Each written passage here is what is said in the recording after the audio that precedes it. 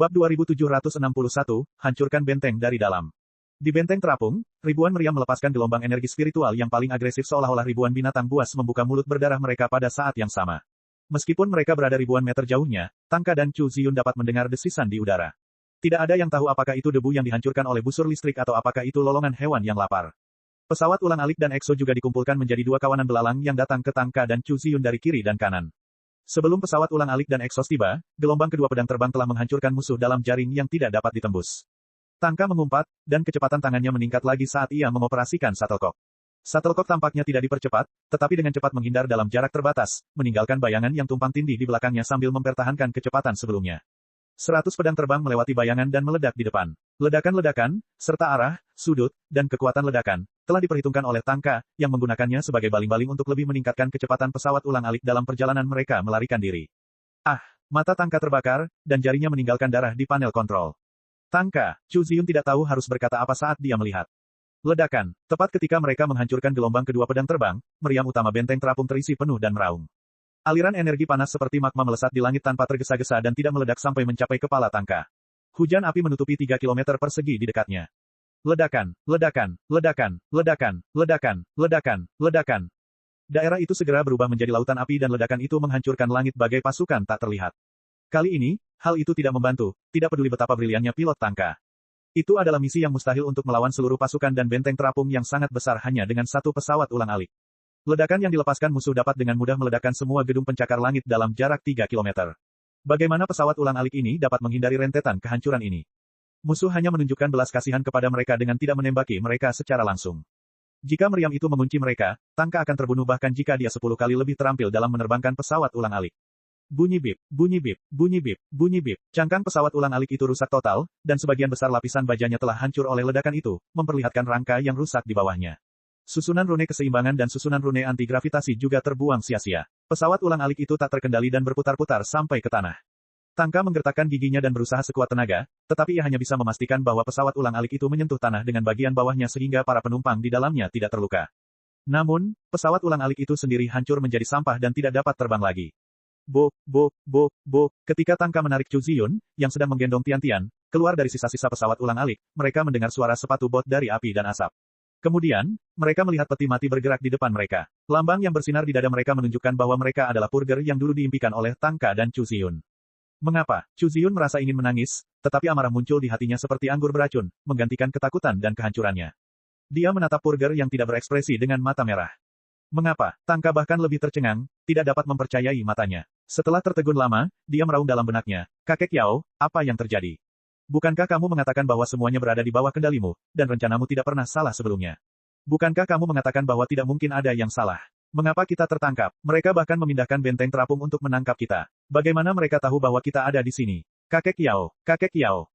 Tangka berteriak lama sekali, tetapi tidak mendapat respons. Kakek Yao, yang selama ini selalu dekat dengannya dan terus meningkatkan penglihatan, reaksi, dan kemampuan berhitungnya, telah menghilang sepenuhnya dan tidak dapat dirasakan sama sekali. Tiba-tiba sebuah ide muncul di kepala Tangka. Sialan, apakah, Kakek Yao, ini melarikan diri karena tidak dapat menyelesaikan masalah yang ditimbulkannya? Kakek Yao, Tangka berkeringat dingin. Kau tidak bisa pergi begitu saja. Apa yang bisa kami lakukan tanpamu, Kakek Yao? Kenapa kamu begitu cemas? Aku di sini. Ketika pemuda itu hendak menangis, Li Yao akhirnya menjawab dengan santai dalam hatinya. Kakek Yao, di mana kamu? Aku sangat takut tadi. Tangka hampir meneteskan air mata. Maaf, tapi aku baru saja mengalami pertempuran yang sulit dengan iblis dalam pikiranku. Iblis dalam pikiranku begitu tidak tahu malu sehingga mendesakku untuk memutuskan hubungan dan melarikan diri. Li Yao menjelaskan.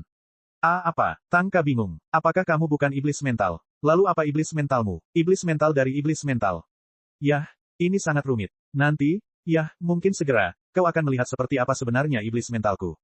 Li Yao berkata, singkatnya, saya memarahinya dengan sungguh-sungguh dan membuatnya menyadari kesalahannya dengan rasa malu. Kemudian, saya menganalisis mengapa semuanya tampak baik dan semuanya terkendali. Permainan ini belum berakhir, dan kita masih bisa memainkannya. Semuanya terkendali. Tercengang, Tangka menyaksikan EXO mendekati mereka dari darat dan pesawat ulang-alik menghalangi mereka di langit. Benteng terapung yang sangat besar, khususnya, menekan hatinya seperti batu. Dia tidak dapat mengerti mengapa Li Yao begitu tidak tahu malu untuk mengatakan bahwa semuanya terkendali. Hal-hal menjadi semakin menarik. Untuk menghadapi dua tuan tak bertuan, Akademi Cahaya Suci dan pasukan pembersihan mengerahkan begitu banyak tentara dan bahkan benteng terapung. Mengapa? Liao berkata dengan santai, apakah identitasku telah terungkap? Tidak mungkin. Jika identitasku terungkap, para master kebajikan tertinggi itu akan mengirim 100 kali lebih banyak tentara untuk memburu kita, bukan berarti mereka benar-benar dapat mengubah apapun, selama mereka lebih pintar daripada anak-anak prasekolah. Kakek Yao, Tangka hampir menangis. Kita sedang dalam keadaan darurat. Bisakah kamu berhenti membanggakan diri? Orang yang tidak mengenal saya sering menganggap saya sedang menyombongkan diri, tetapi orang yang mengenal saya tahu bahwa saya adalah orang yang rendah hati. Liao berkata, saya hanya mengatakan kebenaran dan menganalisis kejadian saat ini. Sejauh yang kami tahu, musuh tidak tahu keberadaanku, jadi target mereka adalah kamu atau monitormu. Jika identitasmu baik-baik saja, pasti ada yang salah dengan orang tuamu, atau penyedia genmu. Kalian berdua adalah anak cahaya suci. Hehe, aku percaya bahwa rahasia di balik nama yang tampaknya suci dan mulia ini akan segera terungkap, dan aku akan dapat menemukan seseorang dengan level yang lebih tinggi. Kemungkinannya adalah aku bahkan dapat beralih ke master kebajikan tertinggi dalam satu langkah. Ini pasti yang disebut hikmah, bukan? Sedangkan untukmu, tenang saja. Situasi saat ini hanyalah kecelakaan kecil. Karena aku berjanji akan melindungimu, kau pasti akan sampai di tempat perlindungan dengan selamat.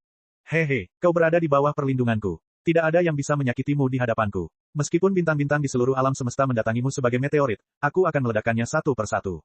Lalu apa yang kita tunggu? Tangka berkata dengan gembira, jika kau memang hebat, kakek Yao, tolong kerahkan seluruh kekuatanmu ke seluruh tubuhku. Kau bisa melenyapkan pasukan pembersih ini terlebih dahulu, tembak jatuh pesawat ulang-alik bersenjata di langit, lalu ledakan benteng terapung itu. Li Yao, jangan khawatir tentang tubuhku, aku bisa mengatasinya. Tangka menggertakkan giginya dan berkata, ayo, kakek Yao, keluarkan kekuatanmu yang tak terbatas. Aku yakin itu akan membuka mataku. Ayo. Ayo, Li Yao menggertakkan giginya dengan marah, apa yang kukatakan itu retoris. Retoris, kau mengerti, benteng terapung yang sangat besar ini memiliki ribuan meriam di atasnya. Benteng itu dapat dengan mudah menghancurkan sebuah kota yang sedang dalam perjalanan. Lihatlah perisai spiritualnya, bahkan udara di sekitarnya pun sedang terdistorsi. Kemungkinan besar, benteng itu dapat menahan pemboman senjata utama sebuah kapal luar angkasa puluhan kali. Kau memintaku untuk melawan benteng besi ini dengan tangan kosong menggunakan tubuhmu. Kau yakin tidak bercanda?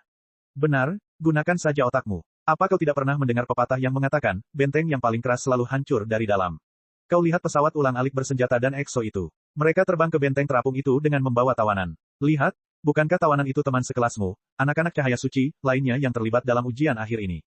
Jika tebakanku benar, di sanalah kau dan pengawasmu akan ditangkap dan dikirim juga. Benteng terapung itu bukan platform serangan biasa, tetapi basis dari seluruh skema. Kita bisa membalikkan benteng terapung itu dari dalam setelah kita mengetahui apa yang telah terjadi. Bukankah itu jauh lebih mudah daripada melawan benteng itu dengan cara yang sulit dari luar? Bab 2762, Eksperimen Otak. Tangka ingin mengatakan sesuatu, tetapi Liao sudah merangkak ke bagian terdalam jiwanya dan tampaknya telah menyatu dengan otaknya. Tidak ada suara yang keluar darinya lagi. Tangka mendongak dan mendapati lebih dari 10 tentara dari unit sanitasi telah mengepung mereka. Laras hitam senjata mereka tepat di depan mereka dan diarahkan ke kepala mereka. Tangka bisa merasakan ujung jarinya kram. Semua selnya terbakar hingga hampir meledak. Kulitnya bahkan bisa merasakan aliran angin yang bertiup ratusan meter jauhnya. Puluhan rencana pertempuran bermunculan di otaknya setiap saat. Baru pada saat itulah dia menyadari bahwa, Yao Tua, tidak meninggalkannya tetapi sepenuhnya siap untuk pertempuran. Dia agak lega. Puluhan pesawat ulang-alik bersenjata terbang di atas kepalanya. Sinar-sinar mistis yang saling terkait menerangi dirinya dan pemimpin pasukan. Dia merasa bahwa setiap urat nadi dan setiap sarafnya sedang dipindai oleh musuh. Namun, Yao Tua, bagaikan kabut samar yang mengalir ke bagian terdalam tubuhnya, di mana ia tidak tahu apa yang sedang terjadi. Ia sama sekali tidak terdeteksi.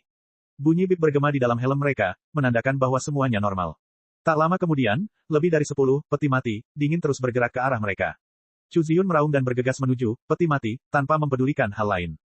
Dia benar-benar murid paling terkemuka di Holy Light Institute dalam beberapa tahun terakhir.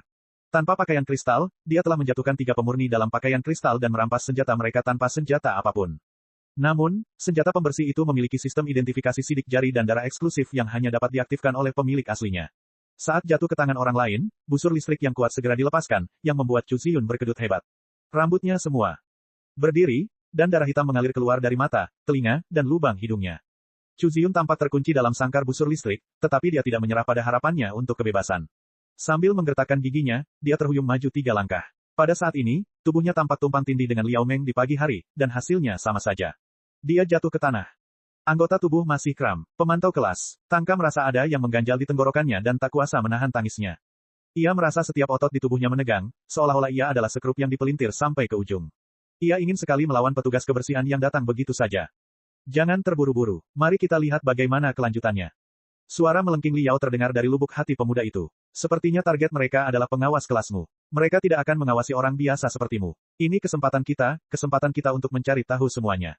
Ternyata, para pemurni telah mengikat Chu Ziyun dan memasang belenggu yang terbuat dari logam paduan super di hampir setiap bagian tubuhnya yang dapat dibelenggu. Belenggu tersebut juga diukir dengan garis-garis petir. Daya tarik elektromagnetik di antara belenggu memastikan bahwa tangan dan kaki Chu Ziyun terkunci bersama-sama. Adapun Tangka, mereka hanya memborgol punggungnya dan tidak melarangnya berjalan. Tampaknya para pemurni sama sekali tidak peduli dengan bocah lelaki berusia 13 tahun itu. Ia hanyalah bonus untuk perburuan mereka terhadap Chu Ziyun. Tingkah laku Tangka sesuai dengan sifat pemalu dan penurutnya. Dia begitu takut hingga lupa melawan dan hanya meneteskan air mata. Apa yang terjadi? Apa yang terjadi? Aku tidak tahu apa-apa, biarkan aku pergi. Aku tidak tahu apa-apa. Para pemurni yang wajahnya tersembunyi di balik topeng besi tentu saja menutup telinga terhadap perjuangan dan teriakannya. Mereka mengawalnya dan pemimpin regu ke pesawat ulang-alik terbang. Namun tian-tian kecil telah dibawa pergi oleh mereka dengan pesawat ulang-alik yang berbeda. Mata Tangka hampir meledak, tetapi Li Yao menyuruhnya untuk tenang. Tian-tian kecil hanyalah penyangga bagi musuh. Dia seharusnya baik-baik saja untuk saat ini. Saat itu, Li Yao pasti punya cara untuk menyelamatkannya. Begitu saja, kedua pengkhianat itu ditangkap dan dibawa ke benteng terapung dengan pesawat ulang-alik. Saat dia masih di udara, Tangka menjulurkan kepalanya ke jendela dan melihat ke bawah, hanya untuk menemukan bahwa api dan asap yang kuat bermunculan di mana-mana di daerah pusat kota. Ada juga tanda-tanda pelarian dan perlawanan. Segera, ratusan pesawat ulang-alik terbang lepas landas dan terbang ke benteng seperti mereka. Tampaknya, Master Yao benar. Ujian terakhir telah berakhir. Semua anak cahaya suci akan diikat dan dibawa ke benteng terapung tanpa kecuali. Kita ini sebenarnya apa? Tangka berpikir dalam hati. Semakin dekat dia ke benteng terapung, semakin dia bisa melihat kemegahan dan luasnya kota besi itu. Kota itu seperti benda angkasa buatan manusia yang menelan langit. Bahkan pintu masuk hanggar itu seperti mulut berdarah binatang prasejarah yang telah menelan puluhan pesawat ulang-alik. Seperti dua debu yang tertiup angin, Tangka dan Chu Ziyun, bersama puluhan siswa bodoh lainnya, melewati jalan setapak yang sempit dan dalam dengan dikawal oleh tim pembersih. Tak lama kemudian, pintu kabin di depan mereka terbuka, memperlihatkan ruang seluas istana atau lembah. Mereka berjalan di dalam tabung transparan di udara, seolah-olah mereka berjalan di jembatan antara dua lembah. Tebing, di kedua sisi jembatan tertanam dengan sel transparan yang tampak seperti sarang lebah. Di dalam setiap sel penjara yang transparan itu ada seorang tahanan, atau lebih tepatnya, seorang gila. Ketika mereka mengamati dengan saksama, mereka menemukan bahwa semua orang itu adalah teman sekelas mereka. Bukan hanya para siswa yang tersingkir dalam ujian terakhir, bahkan para siswa yang tidak mampu mengikuti kemajuan atau kehilangan kendali atas emosi mereka selama beberapa tahun terakhir berkultivasi di Akademi Cahaya Suci pun dikurung di tempat ini. Beberapa siswa memasang ekspresi kaku saat mereka duduk tegak di ranjang logam mereka. Mata mereka kosong dan tidak fokus saat mereka menatap bingung ke titik-titik cahaya yang tidak ada di udara. Mereka seperti fosil yang telah mengering selama jutaan tahun. Beberapa siswa mondar-mandir dengan gelisah. Sesekali, mereka mengangkat tinju dan menghancurkan dinding transparan di depan mereka dengan kejam, meninggalkan bercak darah di dinding. Baru setelah menghancurkan tangan mereka hingga berlumuran darah, mereka duduk dengan puas. Mulut mereka menganga. Masih bergumam tanpa henti, membuat mereka tampak seperti binatang yang mengenakan kulit manusia. Beberapa siswa mengenakan helm besar di kepala mereka. Helm itu ditutupi lampu indikator warna-warni dan kabel kristal yang mengarah ke dinding. Helm itu tampaknya terhubung dengan arus listrik dan gelombang spiritual yang sangat kuat, yang membawa mereka rasa sakit yang tak terlukiskan dan membuat mereka menjerit kesakitan yang lebih parah daripada kematian. Namun, tangan dan kaki mereka terkunci, dan beberapa sendi mereka bahkan patah. Mereka kehilangan kemampuan untuk bergerak dan bahkan kehilangan kemampuan untuk mengakhiri hidup mereka. Beberapa siswa terkunci dalam kapsul tidur yang sempit dan pengap. Tubuh mereka basah kuyup dengan cairan kental berwarna hijau terang atau merah muda. Mereka tampak terperangkap dalam semacam mimpi buruk atau ilusi. Terkadang mereka bergerak-gerak, terkadang mereka berjuang, dan terkadang mereka tertawa. Tidak ada yang tahu apa yang mereka lihat atau alami dalam mimpi itu. Yang paling menyeramkan adalah puluhan sel di dasar tebing. Tidak ada seorang pun di dalam sel, tetapi sel-sel itu penuh dengan peralatan presisi dan tabung-tabung yang serumit labirin. Semua jenis cairan mencurigakan mengalir di dalam tabung-tabung itu dan akhirnya terkumpul ke dalam tangki-tangki kaca berbentuk silinder. Mereka mengira tidak ada apapun di dalam tangki kaca itu. Namun, ketika mereka menyipitkan mata dan mengamati dengan saksama, mereka menemukan bahwa ada otak yang bergerak naik turun di dalam setiap tangki kaca. Beberapa otak bahkan memiliki sumsum tulang belakang yang tertinggal di belakangnya. Otak-otak itu tampak utuh dan segar. Sebaliknya, otak lainnya telah terkelupas banyak bagiannya, kecuali bagian tengahnya, yang tampak seperti apel busuk dan cacat dan tampaknya telah berada di sana selama bertahun-tahun. Semua otak, tanpa kecuali, telah dimasukkan ke dalam ribuan kabel kristal, yang memberi mereka rangsangan yang berbeda. Di bawah rangsangan tersebut, otak mereka akan bergerak sedikit sebagai respons. Otak-otak ini semuanya hidup, atau lebih tepatnya, pemilik otaknya masih hidup pada tingkat tertentu. Apa maksudnya ini? Apakah suatu hari nanti kita akan seperti para pelajar ini yang setelah menjalani berbagai macam eksperimen kejam, kehilangan tubuh mereka dan hanya memiliki otak, untuk kemudian dibuang ke dalam peralatan untuk penelitian? Dan saat ini, apakah kita masih hidup? Kami adalah anak cahaya suci, penganut paling setia para dewa dan guru terhebat. Kemuliaan dan kesucian mengalir dalam nadi kami. Mengapa kalian memperlakukan kami seperti ini? Saat ini, semua penyamaran acuh tak acuh dari anak-anak cahaya suci telah runtuh. Mereka melampiaskan rasa takut dan putus asa mereka tanpa rasa malu. Beberapa dari mereka bahkan menangis terseduh-seduh. Tangka dan Chu Ziyun, di sisi lain, mengamati pemandangan di dalam sel di kedua sisi dengan mata hitam besar mereka, berharap untuk mengumpulkan lebih banyak informasi berguna. Mereka akhirnya melewati tabung transparan yang mengerikan itu dan memasuki sebuah ruangan yang lantai, dinding, dan langit-langitnya terbuat dari gading dan memancarkan cahaya suci. Cahaya putih bersih yang tampak lembut itu sebenarnya seperti racun yang dapat merusak hati setiap anak cahaya suci. Ia menembus ke dalam kulit dan pori-pori setiap anak cahaya suci, merusak jiwa dan saraf mereka, dan memberi mereka perasaan aneh bahwa otak mereka telah ditembus. Dan mereka dapat melihat segala sesuatunya dengan jelas. Anak-anak cahaya suci saling memandang dengan bingung, menggigil, dan menangis. Beberapa dari mereka menggertakkan gigi, dengan gerutuan yang menggema di hidung dan tenggorokan mereka. Mereka mencoba melawan, tetapi tidak ada yang dapat mereka lakukan. Astaga, astaga, astaga, di depan para remaja yang panik, cahaya gading mengembun menjadi 3 sosok yang kabur. Meskipun mereka bertiga berjenis kelamin berbeda, ada senyum palsu yang seolah-olah dibentuk dari cetakan yang sama di wajah mereka, sehingga mustahil untuk membedakan mereka. Identitas mereka hanya dapat diketahui dari warna seragam mereka. Orang yang mengenakan seragam putih adalah Dekan Akademi Cahaya Suci, Xia Yuren. Orang yang mengenakan seragam hitam dengan lambang pertempuran berlumuran darah di dadanya adalah Qiu Yuanjia, Komandan Pasukan Pemurnian. Wanita parubaya yang berdiri di tengah-tengah keduanya, yang tampaknya berada di posisi tertinggi dan mengenakan seragam abu-abu dengan identitas yang tidak diketahui, secara mengejutkan adalah Ibu Little Tian Tian, Zhou Xiuyun. Bab 2763, Proyek Anak Iblis. Pukul, pukul, pukul. Menghadapi para remaja kelas 1 yang kebingungan dan ketakutan, ketiga bayangan itu bertepuk tangan dengan senyum palsu pada awalnya, sebelum mereka menepuk dahi, bibir, dan dada mereka dengan tangan mereka untuk menunjukkan rasa hormat tertinggi dari aliansi suci. Xia Yuren, Dekan Institut Cahaya Suci, berkata dengan lembut, "Selamat, para siswa. Kalian baru saja menyelesaikan ujian yang luar biasa dan memberikan banyak data berharga untuk penelitian kami. Kalian telah memberikan kontribusi besar bagi tujuan paling suci di alam semesta. Aku tahu kamu sedang sangat bingung dan takut sekarang. Kamu tidak perlu bingung atau takut. Percayalah padaku, apapun yang muncul di hadapanmu pastilah petunjuk dari para dewa. Apapun yang dipaksakan kepadamu pastilah berkat dari para dewa. Kamu hanya perlu tenang dan menerimanya." Ah, hari ini, 2 tamu terhormat dari jauh diundang oleh Sang Bijak Agung untuk datang ke sini dan merayakan upacara kelulusan kalian yang megah. Tidak sulit untuk mengatakan betapa Sang Bijak Agung menghargai kalian, anak-anak cahaya suci. Ini adalah Letnan Jenderal Qiu Yuanjia, Komandan Pasukan Pemurni ke-9. Dia adalah seorang pemurni senior yang setia dan bersemangat. Mengenai ini, sebut saja dia, Nona Zhou Xiuyun. Namanya hanyalah nama sandi. Yang terpenting adalah anugerah yang dianugerahkan para dewa kepadanya. Dia adalah salah satu penyembuh meditasi dan ahli otak terbaik di seluruh tempat suci. Dia juga pengawas proyek anak iblis. Dalam beberapa tahun ke depan, dia akan menggantikanku sebagai wali kalian. Aku yakin kalian akan rukun. Halo semuanya. Di pagi hari, di depan Tangka dan Chu Ziyun, Zhou Xiuyun masih terlihat tidak terawat dan gelisah. Namun sekarang, dia adalah orang yang sama sekali berbeda. Dia tampak diselimuti kabut tipis. Meskipun dia menyapa para siswa dengan senyuman, dia memandang para pemuda itu seolah-olah mereka adalah tikus percobaan. Semua remaja mundur selangkah karena takut terhadap tatapan matanya yang dingin dan tanpa ampun. Chu Ziyun juga tidak percaya. Baru setelah mata mereka bertemu, dia menyadari apa yang sedang terjadi. Apa yang sedang terjadi? Dalam keadaan tak sadarkan diri, Chu Ziyun bergumam, yang disebut, ujian pamungkas itu hanyalah kebohongan. Tidak, bukan hanya, ujian pamungkas. Seluruh Akademi Cahaya Suci, termasuk mereka yang ingin melatih kita, anak-anak Cahaya Suci, menjadi pemurni, semuanya palsu. Sejak awal, kita tidak pernah dipilih dan dilatih untuk tujuan pemurni. Kebohongan, semuanya bohong. Seluruh Akademi Cahaya Suci adalah kebohongan. Memang benar kamu memiliki wawasan yang tajam dan kemampuan berpikir yang mendalam, seperti ibumu. Itulah sebabnya kami memilihmu.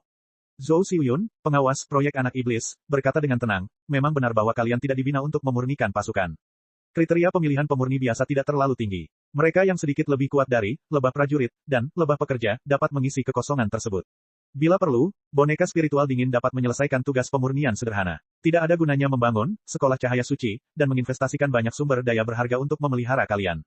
Tidak, kalian 100 kali lebih penting daripada pembersih. Jangan biarkan imajinasi kalian menjadi liar dan berpikir terlalu rendah tentang diri kalian sendiri. Ada alasan mengapa kalian memasuki sekolah cahaya suci. Kalian semua membawa gen yang sangat istimewa dan merupakan satu dari 10.000 orang yang tidak normal. Kalian memiliki misi yang 100 kali lebih sulit dan sakral daripada pembersih. Dan kalian, beruntung tidak mengecewakan, dan menyelesaikan misi kalian dengan sangat baik tanpa kalian sadari. Terutama dalam ujian terakhir, banyak orang melepaskan naluri alami mereka sepuasnya dan menunjukkan rahasia terdalam dari gen mereka. Liao Meng, Chu Ziyun, dan bahkan Tangka yang dulunya tidak mencolok. Kekuatan dan kemauan yang tak terkendali dan sangat kuat meledak dari lubuk hati kalian. Sungguh menakjubkan. Kalian tidak dapat menahan diri untuk tidak memuji para dewa karena telah menciptakan kesempurnaan kehidupan seperti kita. Sambil berbicara, Zhou Xiuyun membuat gerakan memuji para dewa. Chu Ziyun, di sisi lain, menggigil. Tidak ada yang tahu apakah dia marah atau takut. Dia bertanya dengan suara gemetar, jika kita bukan pemurni, apa sebenarnya kita? Kalian adalah anak-anak cahaya suci. Zhou Xiuyun menjawab dengan santai, atau lebih tepatnya, anak iblis. Anak iblis. Chu Ziyun menggertakkan giginya dan mengunyah gelar itu dengan gerahamnya. Apa itu, anak iblis? Zhou Xiuyun tidak menjawabnya secara langsung. Sebaliknya, dia membuka lengannya, dan cahaya kesucian dan kecemerlangan berwarna gading mengalir keluar dari tubuhnya, seolah-olah dia telah berubah menjadi sayap putih bersih dan halus di punggungnya. Bahkan suaranya terdengar lebih lapang dan transparan. Dia berkata dari lubuk hatinya, segala puji bagi para dewa karena telah menciptakan semua hal di alam semesta dan kita. Bahkan sebelum kita jatuh ke dalam peristirahatan abadi, mereka telah merencanakan nasib kita dan menganugerahkan kepada kita kemampuan khusus dan sakral dari 5 guru besar. Kita dapat membaca ramalan dan mukjizat yang ditinggalkan oleh para dewa. Berkat analisis guru kami mampu menggali harta karun yang tak terhitung jumlahnya yang ditinggalkan oleh para dewa di era purba dan menciptakan kembali teknologi dan keajaiban paling hebat di masa lalu. Kami juga membangkitkan teknik-teknik hebat yang ditinggalkan para dewa di kedalaman sel kami, yang dapat memindahkan gunung dan menjungkir balikkan lautan. Dan menghancurkan dunia. Oleh karena itu, dengan nubuat dan karunia para dewa, bimbingan dan penafsiran dari Sang Guru Agung, dan kesetiaan dan pengabdian warga, aliansi perjanjian suci didirikan dan dikonsolidasikan. Dengan ketakutan dan sumber daya yang tandus di lautan bintang, kegelapan di tengah lautan bintang diusir dan iblis yang merusak alam semesta disingkirkan.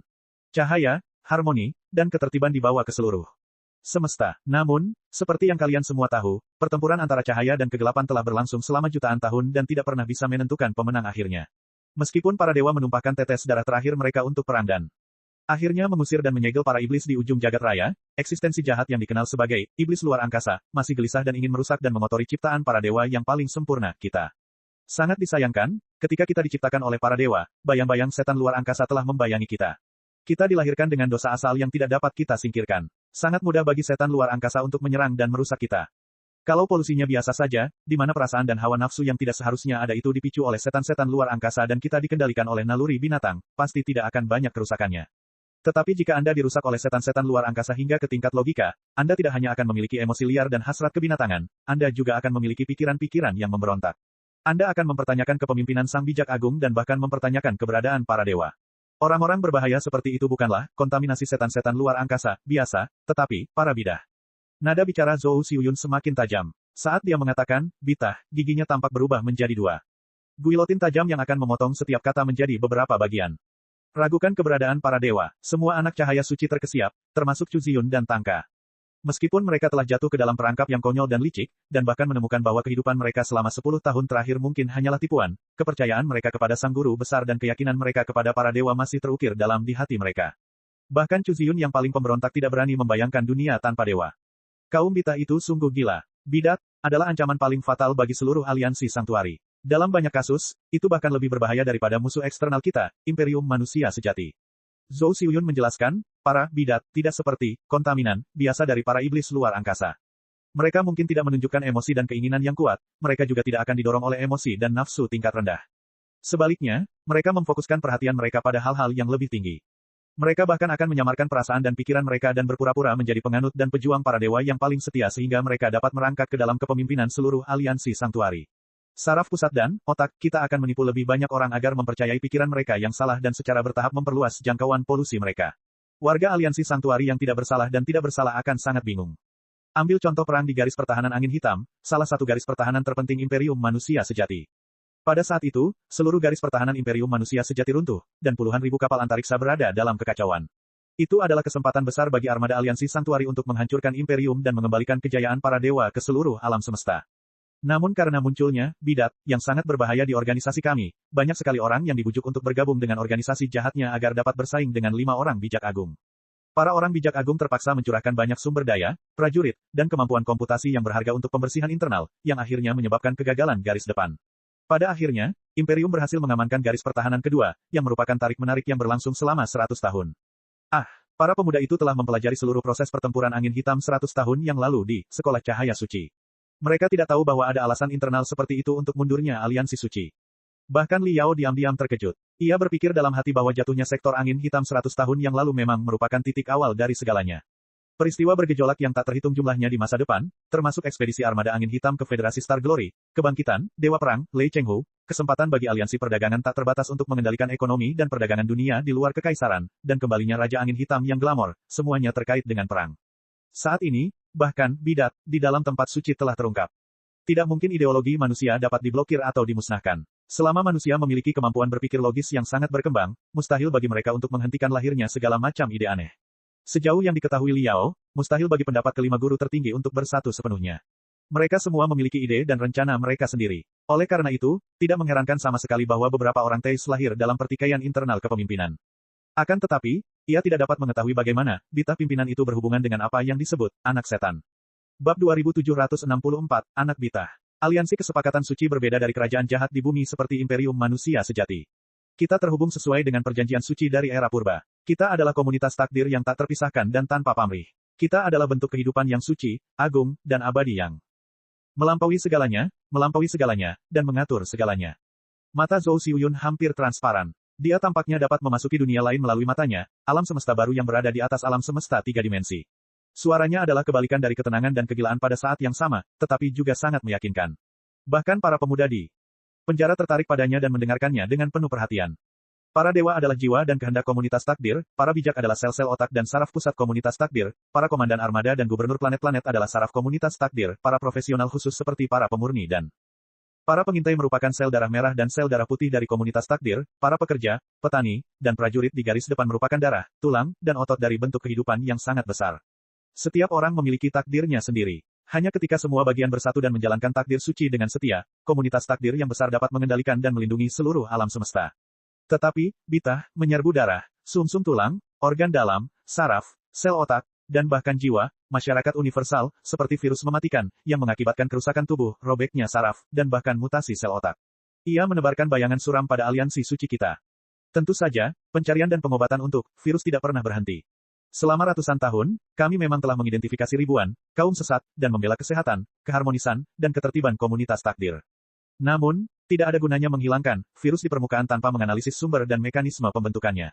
Setiap kali kita menemukan virus, itu berarti ada 10.000 virus lain yang tersembunyi di dalam tubuh kita. Itu bahkan berarti bahwa orang-orang tertentu secara alami membawa semacam tentang cacat genetik, semacam bom genetik, yang ditanamkan ke dalam tubuh kita oleh setan luar angkasa selama perang purba ratusan ribu tahun yang lalu. Jika cacat genetik dan fitur mutasi virus yang paling mendasar tidak ditemukan, virus dapat kembali kapan saja. Dalam kasus yang paling ekstrim, semua orang akan terinfeksi parah dan memicu kegilaan sesat.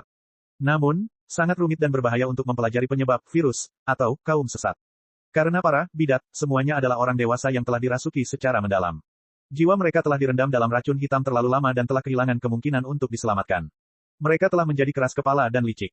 Mereka akan memikirkan segala macam cara untuk menyembunyikan pikiran dan emosi mereka yang sebenarnya serta cacat genetik mereka.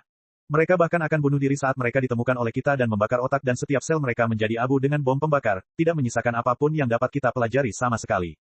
Bahkan para kaum bidah, yang kadang-kadang tertangkap punya cara untuk menghancurkan otak mereka sendiri secara diam-diam, mereka lebih baik mati daripada bekerja sama dengan penelitian kami.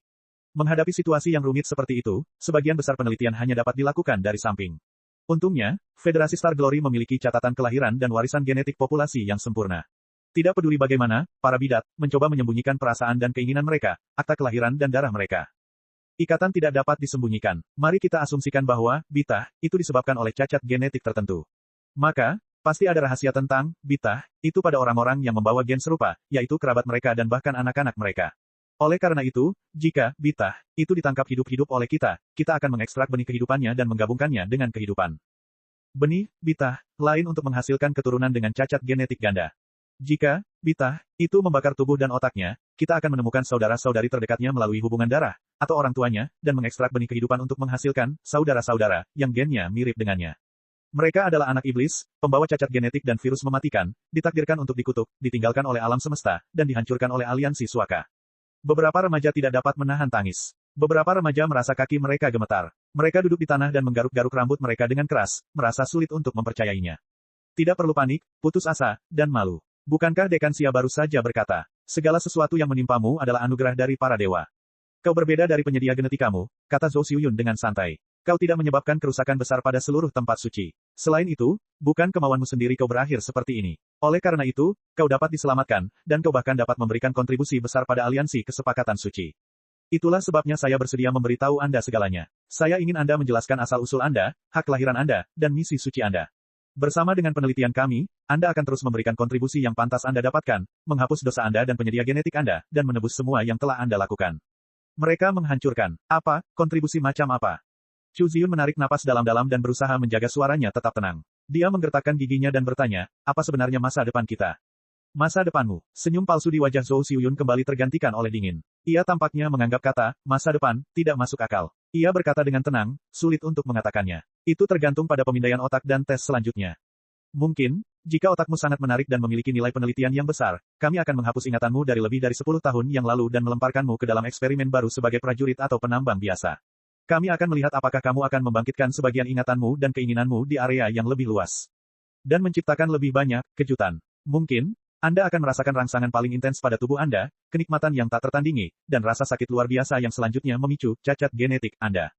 Atau mungkin, Anda akan berhibernasi di kapsul tidur yang diisi dengan cairan interaktif saraf. Dirangsang oleh biolistrik, Anda akan hidup dalam mimpi aneh yang tak pernah berakhir, dan kami akan menganalisis fitur-fitur gelombang sesat sesuai dengan fitur gelombang otak Anda dalam mimpi. Untuk mengisi perpustakaan kita dengan gelombang otak sesat. Atau mungkin, setelah bertahun-tahun melakukan percobaan, otak Anda akan dipotong menjadi irisan-irisan yang panjangnya kurang dari 0,01 mm. Anda akan menjelajahi area mutasi dan menemukan tempat-tempat di mana perasaan dan keinginan terdalam Anda tersembunyi. Kemudian, Anda akan membantu kami menyempurnakan ritual pemurnian otak.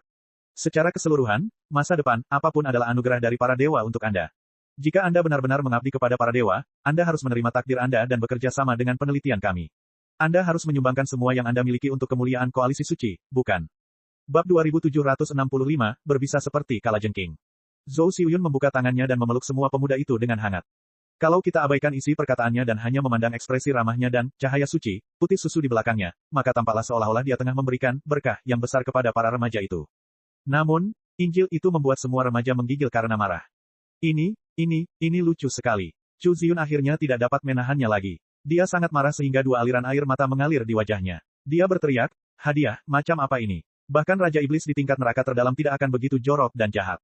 Dan kamu menyebut kami, sesat. Tidak, kami hanya ingin tahu wajah asli Sang Guru Agung dan mendengar kebenaran para dewa secara langsung. Kami tidak menyangka wajah asli Anda akan seperti ini. Menurut pendapatku, kalian adalah orang-orang sesat, setan, dan iblis yang mengkhianati para dewa dan melakukan pekerjaan kotor atas nama para dewa. Kalian tidak akan pernah mendapatkan kerja sama dariku. Aku. Gadis itu berjuang sekuat tenaga. Belenggu di tangan dan kakinya bergetar. Kilatan petir bersinar dalam sekejap mata. Busur listrik mengalir ke seluruh tubuhnya lagi dan mencambuk kulitnya yang halus dengan brutal, mengubah air matanya menjadi darah yang lengket. Kata-katanya selanjutnya berubah menjadi isak tangis. Juga, jika kamu bukan seorang bidah, mengapa kamu tidak mengikuti tes kecil? Menghadapi kutukan Chu Ziyun, senyum palsu Zhou Xiuyun tidak berubah sama sekali. Dia melanjutkan dengan tenang, itu logika sederhana. Jika kamu benar-benar percaya pada para dewa dan percaya bahwa semuanya adalah pengaturan para dewa, kamu harus percaya bahwa apa yang terjadi saat ini adalah ujian para dewa untukmu. Kamu harus sambutlah ujian itu dengan damai ataupun ceria dan ujilah baktimu kepada para dewa dengan rasa sakit yang amat sangat. Kamu harus percaya bahwa semakin berat, menyakitkan, dan berlarut-larut ujian para dewa yang kamu hadapi, semakin penting, sakral, dan krusial pula misi yang akan diserahkan para dewa kepadamu. Namun, lihatlah dirimu sendiri. Lihatlah dirimu melompat-lompat dan meraung seperti guntur. Kamu sama sekali tidak berani menghadapi ujian para dewa. Siapa kamu kalau bukan seorang bidat? Omong kosong. Chu Ziyun sangat marah hingga hampir tertawa. Aku tidak akan percaya omong kosongmu lagi. Jika ini adalah ujian biasa, aku tidak akan takut bahkan jika aku berhadapan dengan badai besi kekaisaran. Tapi sekarang, kau mencoba menghapus emosi, ingatan, dan pikiranku, dan bahkan membedah otakku. Untuk penelitian, siapa yang akan setuju dengan tes yang tidak masuk akal dan gila seperti itu? Jika itu kamu, apakah kamu akan tetap tenang dan mengabdikan diri kepada para dewa dalam keadaan seperti itu? Ya, aku tahu kau tidak percaya padaku, tapi kau tidak perlu mengatakan, kalau saja aku. Aku memang telah melalui ujian yang sama sepertimu. Ya, dilihat dari hubungan darah yang tidak berarti, kita memiliki ibu yang sama. Zhou Xiuyun berkata dengan santai, ibu kita adalah bidat paling jahat dari Federasi Star Glory lebih dari 100 tahun yang lalu. Dia bahkan merupakan bidat paling berbahaya, jahat, dan membingungkan dalam sejarah Federasi Star Glory. Meskipun dia dimusnahkan oleh hukuman ilahi lebih dari 100 tahun yang lalu, dia masih hidup dan sehat, dan dia masih hidup dan sehat. 100 tahun yang lalu, racunnya masih menggerogoti tubuh Federasi Star Glory hingga hari ini. Organisasi sesat yang didirikannya menunjukkan tanda-tanda kebangkitan. Proyek Anak Iblis awalnya diciptakan untuk mempelajari pikiran dan perilakunya. Selama 100 tahun, kami mencoba menggabungkan gennya dengan berbagai gen normal atau berbahaya dan membesarkan anak iblis baru dari generasi ke generasi. Saya adalah generasi pertama, dan Anda sudah menjadi generasi ke-29.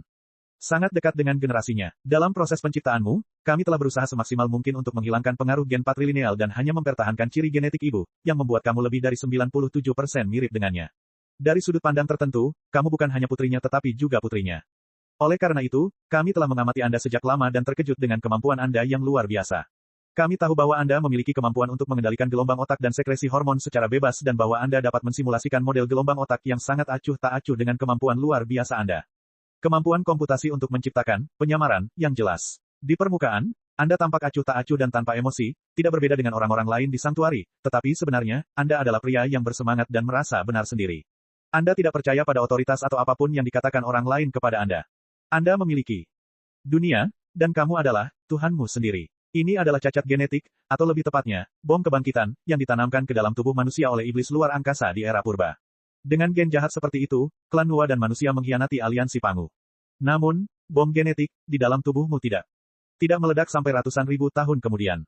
Lihat, kami tahu segalanya. Saat ini, kami telah menemukan cacat genetik itu dengan tepat. Selama kami menemukan obat untuk cacat genetik itu atau melenyapkan semua orang yang membawa cacat genetik itu, mustahil bagi para bidat untuk bangkit kembali. Ini adalah misi suci yang telah dipercayakan kepadamu. Ini juga merupakan jalan bagi kami berdua untuk menebus ibu kami yang telah dirusak oleh setan luar angkasa dan jatuh ke tingkat neraka terdalam selamanya. Apakah ada hal lain, adikku? Anda, pikiran Chu Ziyun kacau balau. Dua baris gigi yang tadinya membeku akhirnya saling bertabrakan dengan suara berderak. Bibir pucatnya bergetar lama sebelum dia membuka mulutnya untuk bertanya, aku ingin tahu, apa hubungan antara kamu dan Little Tiantian? Apakah dia benar-benar putrimu? Juga, kita jelas-jelas menabrak bom pinggir jalan, jatuh ke selokan, dan hanyut sampai ke selatan kota. Bahkan kita tidak tahu di mana kita berada. Bagaimana kau bisa mengunci kami secepat itu? Tiantian kecil memang putriku, tetapi identitas seperti itu tidak ada artinya. Zhou Xiuyun berkata dengan dingin, yang disebut, hubungan ibu anak, hanyalah sisa naluri binatang dalam tubuh kita. Agar dapat mengabdikan diri pada misi suci, mereka harus diputus tanpa ragu-ragu. Bagiku, Little Tiantian hanyalah subjek uji untuk proyek anak iblis, atau bahkan alat untuk menguji apakah saya sembuh atau tidak. Mengenai masalah mengunci dirimu, itu sangat sederhana. Aku tidak melakukan apapun pada tubuhmu, tetapi aku telah menyuntikkan obat pelacak khusus ke pembuluh darah Little Tiantian. Selama 24 jam, obat itu dapat melepaskan aura dan gelombang yang sangat istimewa dengan mengonsumsi panasnya. Hanya aku, ibu kandungnya, yang dapat merasakannya. Selama jarakmu tidak mencapai 500 km, tidak peduli berapa banyak gedung pencakar langit yang ada di antara kalian, aku akan menguncimu dengan tepat. Bab 2766, tak termaafkan. Bagaimana bisa kau melakukan ini pada putrimu sendiri? Chu Ziyun tidak dapat mempercayai apa yang didengarnya. Wajahnya seburuk cermin kaca yang pecah. Tidak ada tempat baginya untuk lari. Dia hampir menangis. Itu darah dagingmu. Ternyata, Anda tidak mengerti. Seperti yang saya katakan tadi, cinta keluarga, hanyalah sisa naluri primitif hewani kita. Itu adalah emosi yang sangat primitif, terbelakang, dan bodoh. Zhou Xiuyun berkata dengan santai, yang disebut, sifat manusia, adalah gabungan dari, sifat hewani, dan, keilahian. Hanya dengan bermeditasi dan berlatih, dengan mengatasi dan menghancurkan sifat hewani kita sendiri, kita dapat secara bertahap bergerak lebih dekat ke arah keilahian. Pada akhirnya, kita akan terintegrasi ke dalam kemuliaan para dewa dan menjadi bagian dari mereka. Saat ini, kamu tidak mengerti, tetapi itu tidak masalah. Jika kamu cukup beruntung untuk bertahan dalam ujian beberapa dekade mendatang, maka kamu pasti akan mengerti bahwa semua penderitaan dan derita hanyalah ilusi. Semua yang disebut 7 emosi dan 6 keinginan dan kehendak bebas hanyalah ilusi. Hanya Tuhan adalah satu-satunya eksistensi nyata di alam semesta, satu-satunya hal yang layak dipertahankan dan dikejar. Waktunya sudah habis. Bersiaplah menyambut masa depanmu. Dia tersenyum dan mengulurkan lengannya, mencoba menyentuh pipi Chu Ziyun. Chu Ziyun tertegun cukup lama. Melihat ujung jari lawannya hendak menyentuhnya, dia merasa seperti berhadapan dengan ular berbisa yang mendesis. Dia tiba-tiba menjerit saat melepaskan diri dari pembersih di kedua sisi dan menabrak Zhou Xiuyun tanpa mempedulikan apapun. Namun, tabrakannya hanya menimbulkan riak kecil dan merusak citra Zhou Xiuyun. 3 orang yang bertanggung jawab atas proyek anak iblis adalah Zhou Xiuyun, Xia Yuren, dan Qiu Yuanjia, yang muncul di depan mereka dalam bentuk hantu 3D. Tidak ada yang tahu di mana tubuh asli mereka bersembunyi di kedalaman benteng terapung, seperti master yang misterius dan misterius. Kebaikan, Chu Ziyun mengerahkan terlalu banyak tenaga dan melewati hantu Zhou Xiuyun, jatuh ke tanah. Busur listrik meledak lagi. Bunga plum berdarah segera mekar di kulitnya yang putih. Pemantau kelas, Tangka sangat marah hingga ia hendak menerjang Chu Ziyun tanpa mempedulikan keselamatannya sendiri. Namun, belenggu di punggungnya juga memancarkan busur listrik yang kuat, membuatnya meringkuk seperti udang. Ia memuntahkan banyak busa dan jatuh ke sisi Chu Ziyun. Sedangkan untuk siswa lainnya, selama emosi mereka masih di luar batas peringatan, mereka semua telah merasakan sensasi dicambuk oleh busur listrik dan ditusuk oleh belenggu. Rasanya seperti ribuan anak panah telah menembus jantung mereka. Rasa sakitnya menusuk tulang. Meskipun, anak-anak iblis adalah kombinasi gen paling berbahaya yang dikumpulkan Federasi Star Glory selama 1000 tahun terakhir, mereka masih remaja dan tidak memiliki peluang melawan para pemurni yang telah menerima pelatihan khusus dan sedingin dan sekuat baja. Sang pemurni mengamati para pemuda itu yang mengalami kram hebat dengan dingin hingga busur listrik terakhir mengalir ke pembuluh darah mereka dan membungkus mereka dengan uap putih yang membakar. Kemudian, ia mengangkat mereka dan menyeret mereka ke tempat yang tampak seperti ruang persiapan melalui tabung transparan. Ketika para remaja itu berangsur-angsur terbangun, mereka menemukan bahwa sebagian besar siswa yang telah tersingkir dan menghilang secara misterius selama beberapa hari terakhir telah dipenjara di tempat ini. Beberapa dari mereka masih terbaring di meja operasi yang berdarah, seolah-olah mereka baru saja menjalani kraniotomi. Sesuatu telah ditanamkan atau dikeluarkan dari otak mereka. Beberapa di antara mereka bahkan menancapkan 17 hingga 18 paku besi ke tulang alis dan menghancurkan lingkaran besi untuk dijadikan rel bagi pemindai otak dan peralatan kontrol. Semua jenis peralatan sihir dapat dipasang dengan mudah. Dia telah benar-benar tenang dan kehilangan kemampuan untuk marah, mungkin selamanya. Liao Meng, entah mengapa Chu Ziyun merasa ingin menangis. Dia tidak pernah menyukai Liao Meng, yang selalu energi seperti binatang yang terbakar. Tetapi saat ini dia lebih tidak menyukai Liao Meng, mayat hidup yang kemauannya telah dikebiri dan hidupnya ditekan setelah menerima perawatan. Namun, dia dan Liao Meng berada di perahu yang sama. Penampilan Liao Meng saat ini adalah akhir hidupnya. Chu Ziyun akhirnya menangis. Silakan saja menangis. Ia berpikir dalam hati, ini mungkin pertama dan terakhir kalinya aku bisa menangis sepuasnya. Mungkin seperti dia, sebagian besar siswa di dekatnya juga menangis. Tetapi Tonka berdiri di belakangnya dengan diam dan tidak menangis sama sekali. Tidak, ia masih mengeluarkan suara-suara. Bukan teriakan, tetapi suara-suara yang mirip dengan saraf yang tumbuh dengan cepat, sel-sel yang bergerak, mitokondria yang terbakar, dan untaian gen yang mengamuk. Tidak bisa dimaafkan. Chu Ziyun mendengar Tonka berbicara dengan suara aneh dan berkata lembut, benar-benar, tidak bisa dimaafkan. Sebelum Chu Ziyun menyadari apa yang sedang terjadi, dua pemurni dalam pakaian kristal berat berjalan ke arahnya seperti menara besi. Hantu Zhou Xiuyun muncul di langit, medan pertempuran daging dan darah lagi. Kecemerlangan suci di sekelilingnya dan pemandangan mengerikan di sekitarnya sangat kontras. Namun, dia sudah terbiasa dengan itu. Melihat Chu Ziyun, dia tersenyum dan berkata, kamu adalah anak iblis yang paling sempurna di angkatan ini. Mari kita mulai dari Anda dan pecahkan semua misteri tentang Bitah. Dua alat pembersih mengelilingi Chu Ziyun dari kedua sisi. Di belakang mereka, tempat tidur operasi otomatis yang membawa segala jenis pisau bedah, gergaji tulang, dan lengan buatan muncul dari tanah, berkembang seperti bunga karnivora. Salah satu pembersih mengulurkan tangan dan meraih kepala Chu Ziyun. Pikiran Chu Ziyun kosong sama sekali. Otot-otot di sekujur tubuhnya masih lumpuh karena busur listrik. Dia tidak bisa bergerak sama sekali dan hanya bisa melihat tangan jahat menutupi wajahnya. Tetapi ketika dia dan semua siswa lainnya hendak putus asa, tangan baja itu tiba-tiba berhenti. Bab 2767, aku akan memutuskan nasibmu. Ini, dalam keadaan linglung, Chu Ziyun menatap bagian atas tangan raksasa itu, hanya untuk mendapati bahwa pergelangan tangan pembersih itu, yang setebal ular boa, telah digigit oleh dua jari muda yang ramping. Meskipun kedua jari itu menggigit pakaian kristal itu dengan santai seperti sumpit, lengan pemurni, serta tulang-tulang di dalam pakaian kristal itu, mengeluarkan suara retakan seolah-olah berada di bawah tekanan yang luar biasa. Segera, percikan api menyembur dan asap muncul. Pakaian kristal itu telah mencapai batas kelelahan. Tanka, mata Chu Ziyun bergerak ke atas mengikuti jari-jarinya hingga ia melihat wajah yang familiar sekaligus asing. Ia tidak percaya dengan apa yang dilihatnya. Wajah Tonka masih terukir dalam ingatannya, tetapi wajah pemuda itu tampak marah dan tidak terduga, seolah-olah dia adalah penguasa seluruh planet, tidak, seluruh alam semesta. Tidak ada makhluk jahat di depannya yang bisa lolos dari amarahnya. Setiap kali Tonka melangkah maju, pemurni itu akan mundur selangkah. Jika Tonka melangkah maju lagi, pemurni itu tidak akan bisa berdiri tegak, dan pakaian kristal di tubuhnya akan hancur kapan saja. Saraf pemurni di sebelahnya tampaknya telah ditekan oleh aura dominan yang meledak keluar dari tubuh Tonka. Bahkan apa yang disebut kesetiaannya kepada para dewa, tidak cukup untuk menghentikannya. Tidak ada apa-apa selain keheningan di ruang persiapan. Begitu sunyi sehingga bahkan suara jarum yang jatuh ke tanah memekakkan telinga. Chu Ziyun, semua siswa, para pemurni, dan bahkan Zhou Xiuyun, yang muncul dalam bentuk hantu, semuanya menatap Tanka, yang tiba-tiba diserang. Tak seorang pun mengerti apa yang sedang terjadi. Tergoda untuk bertanya-tanya betapa jahatnya membuat imperium manusia sejati tampak pucat jika dibandingkan. Tatapan mata Tanka sedalam dan sekelam senjata utama kapal perang super. Suara dingin dan keras keluar dari tenggorokannya, dengan niat membunuh yang tak terselubung terpancar dalam setiap kata-katanya. Baru pada saat inilah aku harus mengakui bahwa kejahatan seperti itu telah jauh melampaui imajinasiku. Martabat dan kemauan yang paling dibanggakan manusia, serta perasaan dan pikiran yang paling berharga bagi manusia, telah diinjak-injak dan dikebiri olehmu. Kamu telah menyangkal nilai dirimu sendiri dan arti penting manusia. Kamu menipu dirimu sendiri dengan cara seperti itu dengan merendahkan dirimu ke level hewan peliharaan dan alat untuk menghindari rasa takutmu terhadap alam semesta yang tidak diketahui dan takdirmu, tapi berapa lama kamu bisa terus menipu dirimu sendiri? Kamu ini apa, yang telah dikebiri untuk segalanya? Tidak, seharusnya tidak seperti ini. Manusia sejati seharusnya tidak seperti ini. Nasib manusia jelas tidak seperti yang kau gambarkan. Kami adalah spesies petarung terkuat di lautan bintang. Kami adalah dewa baru, yang ditakdirkan untuk menggantikan semua dewa lama. Tidak ada yang layak untuk tunduk pada kami, baik itu lautan bintang yang tak terbatas, alam semesta yang gelap dan dingin, yang kuat di antara kita, atau spesies purba yang pernah menganugerahkan gen dan warisan kepada kita. Jika kita ingin mengungkapkan rasa terima kasih dan rasa hormat yang sebesar-besarnya, mengalahkan mereka untuk selamanya adalah cara terbaik. Era purba sudah lama berlalu. Ini adalah era umat manusia. Kumpulkan keberanian kita, rangsang jiwa kita, dan dorong darah panas dan kebijaksanaan kita hingga batasnya. Jelajahi wilayah yang belum pernah terjadi sebelumnya, hancurkan batas-batas alam semesta 3 dimensi, dan bertarunglah sepuasnya melawan para dewa dan iblis di dunia ini.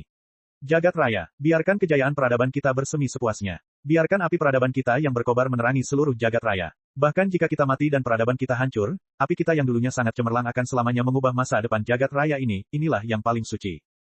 Misi, apakah kamu mengerti atau tidak? Hehe, aku tahu kau tidak akan mengerti. Itu bukan masalahmu. Pada akhirnya, kalian hanyalah roda gigi dan sekrup kecil pada mesin jahat yang besar ini.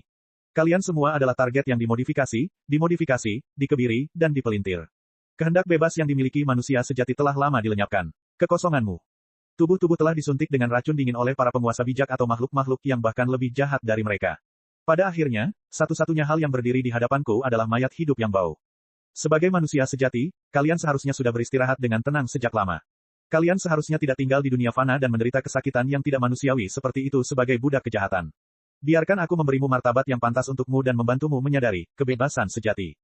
Saat kata terakhir itu keluar bagai kilatan petir kosmik, bola-bola cahaya menyilaukan tiba-tiba meledak keluar dari tubuh sang pemurni yang dipegang oleh Tanka. Kemudian, sebuah kejadian yang tidak dapat dipercaya terjadi. Baju kristal yang melekat di tubuhnya meledak dan berhamburan kemana-mana. Tanka menggoyangkan pergelangan tangannya sedikit. Pria berotot itu, yang tingginya lebih dari 2 meter, dengan otot-otot menonjol, urat-urat menonjol, dan jahitan seperti kelabang di seluruh kulitnya, terlempar oleh Tanka, yang tampaknya lemah ke dinding puluhan meter jauhnya seperti layang-layang yang talinya telah terputus. Setelah, seluruh tulangnya hancur, daging dan darahnya terkoyak. Ia ambruk seperti lumpur. Saat daging dan darah berbenturan dengan dinding, para pemurni di dekatnya akhirnya sadar kembali. Setelah serangkaian suara retakan, puluhan storm bolter diarahkan ke Tanka. Komentar peluru membanjiri Tanka, seperti badai. Di tengah badai peluru, Tanka, sama sekali tidak terburu-buru. Dia meletakkan tangan kirinya di punggungnya dan mengangkat tangan kanannya. Sebuah bola cahaya merah terang muncul dari tengah tangan kanannya dan mengembang serta menyebar, menutupi ruang berdiameter 3 meter di sekelilingnya dan Chu Ziyun. Semua peluru peledak dalam jarak 3 meter dibekukan di udara oleh medan gaya tak terlihat. Tidak peduli seberapa kuat rune pada peluru bersinar, mereka tidak dapat bergerak maju atau melakukan teknik destruktif apapun. Bagaimana mungkin? Semua murid menyaksikan dengan mata melotot. Tidak seorang pun pernah menyangka bahwa si kecil yang paling tidak mencolok di kelas, Tanka, benar-benar akan menunjukkan kemampuan yang mengejutkan di saat kritis. Itu adalah pemboman puluhan alat pemurni. Cahaya yang menyilaukan terpancar dari mata Chu Ziyun. Ia terkejut, curiga, dan khawatir pada saat yang sama, sementara ia menatap Tanka tanpa berkedip. Mereka dari Federasi Star Glory yang telah mengebiri otak mereka tidak takut sama sekali. Akan tetapi, ketika dihadapkan dengan situasi yang tidak terduga, mereka tidak dapat menemukan solusi. Otak mereka yang kaku juga agak lamban. Bahkan senyum palsu di wajah Zhou Xiuyun dalam gambar virtual 3D pun pecah, seolah-olah dia tidak memiliki kemampuan komputasi yang cukup. Ilusi yang berbintik-bintik itu pun mulai menghilang, mengungkap kebenaran yang buruk. Sepertinya kita berhasil menangkap ikan besar. Dia linglung cukup lama, baru setelah dia menerima instruksi baru dari suatu tempat, dia kembali tersenyum jelek. Kamu bukan, anak iblis. Kamu ini sebenarnya apa? Ikan besar, Tanka, mencibir, memperlihatkan giginya yang putih dan tajam. Aku takut ikan itu begitu besar sehingga bisa menghancurkan seluruh talenanmu dan mengunyahmu hingga berkeping-keping. Dengan setiap raungan yang lebih keras dari sebelumnya, urat-urat di wajah, tubuh, dan anggota tubuh pemuda itu menonjol. Belenggu yang telah terkoyak menjadi 2 tanpa suara beberapa saat yang lalu meledak dengan keras. Tubuhnya dengan cepat mengembang seperti bola karet, sementara kekuatan jiwa dari kedalaman otaknya mengembang 10 kali lipat. Lebih cepat dari tubuhnya. Dalam sekejap mata, sosok manusia emas terang yang tampak seperti iblis telah tiba di luar tubuhnya. Tidak, ini bukan akhir. Sementara kulitnya pecah-pecah dan otot-ototnya mengembang, darah yang keluar dari tubuh Tonka menguap menjadi gumpalan kabut darah. Kabut darah itu perlahan naik dan berubah menjadi pusaran raksasa di udara. Sepasang sayap besar tumbuh dari pusaran itu, diikuti oleh sepasang tanduk yang setajam pedang. Pada akhirnya, Blood Demon yang mengerikan dan pembunuh merangkak keluar dan tumpang tindih dengan bayangan emas terang, menyelimuti tubuh pemuda yang telah cacat setelah ia membuka kekuatan genetiknya. Maaf membuat kalian menunggu, semuanya. Kedua dewa yang saling menghormati itu tertawa mengerikan pada saat yang sama. Liao menggosok tangannya dan meringis pada iblis mental itu, sementara dia berkata pada saat yang sama, menurut pemahaman dan definisi saya sendiri, saya merasa bahwa saya adalah seorang malaikat yang benar-benar mewarisi warisan para dewa dan datang ke menyelamatkanmu. Terima kasih, malaikat, malaikat. Chu Ziyun hampir memuntahkan darah pada malaikat. Siswa lainnya juga tercengang. Mereka tidak percaya dengan apa yang mereka dengar. Apa kau bercanda? Malaikat yang seperti itu. Dalam ilusi 3 dimensi, Zhou Xiuyun tertegun sejenak. Apa? Baiklah, menurut definisimu, kau juga bisa menganggapku sebagai iblis. Li Yao menyeringai mengerikan. Tidak masalah apakah aku iblis luar angkasa atau malaikat. Yang penting adalah kau akhirnya membuatku marah. Selamat, sungguh pencapaian yang luar biasa. Tidak ada seorang pun di seluruh alam semesta yang berani membuatku marah seperti ini. Bagus sekali, apapun yang bersembunyi di balikmu. Dan dimanapun ia bersembunyi, aku akan menggali dan memotongmu menjadi beberapa bagian. Aku akan meledakkan setiap bagian tubuhmu menjadi molekul. Aku akan membongkar setiap molekul menjadi atom. Aku akan memeras inti dari setiap atom yang masih hidup. Aku akan merobek inti dan menghancurkan neutron dan proton yang membentuk bajingan sepertimu. Kau mendengarku, bajingan. Kau tidak percaya pada takdir. Ini takdirmu, yang kubawa kepadamu, seorang manusia biasa. Sejak kau membuatku marah, kehancuran adalah satu-satunya akhirmu. Bab 2768, benar-benar kuat. Ledakan, ledakan, ledakan, ledakan, ledakan. Dengan bantuan tubuh Tonka, Li Yao meremas tangan kanannya yang baru saja diangkat ke langit, seolah-olah dia benar-benar menghancurkan molekul, atom, proton, dan elektron. Ke segala arah, peluru energi spiritual yang telah dikonsolidasikan oleh medan kekuatannya meledak pada saat yang sama, berubah menjadi hampir 100 bola bersinar yang berputar cepat yang memantul kembali ke pemiliknya dalam lintasan yang sama. Li Yao tampaknya menjadi pusat badai yang mengguncang bumi. Puluhan alat pembersih tertiup angin bagai layang-layang yang talinya putus. Iblis berotot itu, bersama dengan pakaian kristal mereka, beratnya beberapa ton atau bahkan lebih dari 10 ton. Namun setelah diterjang ledakan itu, mereka seperti daun kering yang tertiup angin dan tidak dapat berbuat apa-apa. Namun serangan Li Yao tidak akan berakhir begitu saja. Cahaya yang dapat menembus seluruh planet terpancar dari matanya. Dia mengendus dan muncul di depan puluhan pemurni dalam ribuan hantu. Apa? Li Yao menutupi lengan kanan Tangka dengan api spiritualnya sendiri, seolah-olah dia sedang mengenakan baju besi api berdarah yang glamor. Kemudian, api berdarah itu menembus udara seperti cambuk dan menamparkan dada petugas kebersihan itu dengan brutal. Sesuatu yang benar-benar mustahil telah terjadi. Setiap kali api berdarah mengenai salah satu pemurni, api itu akan berubah menjadi ribuan ular berbisa yang mengikat setiap sendi di tubuhnya dan melilit, mencabik, dan mencabik-cabik pakaian kristal di tubuhnya hingga berkeping-keping. Pakaian kristal itu runtuh dan terciprat. Ketika dada pemurni itu ambruk dan dia jatuh ke tanah dengan darah menyembur keluar, tidak ada lagi baju besi yang menutupi tubuhnya. Bahkan potongan logam terakhir pun terhempas ke udara. Seolah-olah Li Yao telah menghancurkan semua perlengkapan kristal mereka hanya dengan satu serangan. Puluhan pemurni menderita pukulan berat pada saat yang sama. Puluhan pakaian kristal berubah menjadi komponen paling mendasar dan menari-nari di langit. Bersamaan dengan darah yang naik seperti air mancur, itu adalah pemandangan yang tak terlupakan bagi anak-anak bidah. Bunyi bip, bunyi bip, bunyi bip, bunyi bip. Alarm yang memekakkan telinga akhirnya bergema di dalam ruang persiapan. Pintu di kedua sisi ruangan dibuka, dan banyak sekali pemurni dan boneka pertempuran berkerumun masuk. Sekarang giliranku. Iblis mental itu meraung tak sabar. Ia berubah menjadi, tidak, 100 garis kemerahan dan melesat ke arah penyusup itu. Sejak iblis mental menerima warisan Profesor Mo Xuan, ia telah menjadi iblis surgawi dari hubungan spiritual, dalam arti tertentu. Setelah tiba di Kekaisaran, ia telah berhubungan dengan makhluk informasi seperti Xiaoming dan Wen Wen untuk waktu yang lama. Ia juga telah mengendalikan prosesor kristal mainframe menara kristal emas dan melatih kemampuan peretasan dan kontrolnya melalui sistem prosesor kristal terkuat di era purba.